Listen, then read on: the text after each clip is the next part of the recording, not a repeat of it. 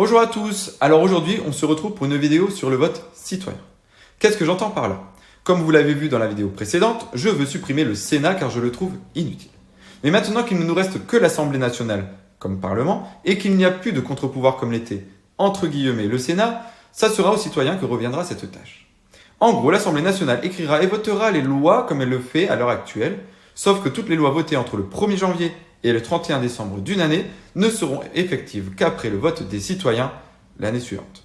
Ce vote aura lieu vers le 31 mars suivant donc, afin de laisser aux citoyens français le temps de regarder et de s'intéresser à toutes les lois écrites l'année précédente. Ce vote aura lieu sur une semaine aussi, afin qu'un maximum de personnes puissent s'exprimer suivant leur planning.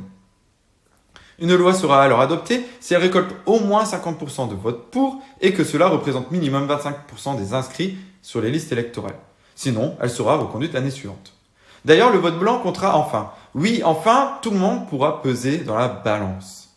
Et donc, si le vote pour est majoritaire mais n'obtient pas les 50% ou que le vote blanc est majoritaire, la loi sera réétudiée par les députés. Si le vote contre remporte plus de 50%, même sans avoir les 25% d'inscrits sur les listes électorales, la loi est tout simplement supprimée. Les citoyens auront aussi l'opportunité de lancer des pétitions sur le site du gouvernement pour créer ou amender, c'est-à-dire changer, une loi. Si la pétition est signée par au moins 5% des inscrits sur les listes électorales, alors les députés devront se pencher dessus. Le gouvernement aura toujours l'option du 49.3 pour forcer le passage d'une loi directement, mais elle sera toujours validée ou invalidée l'année suivante par le vote citoyen.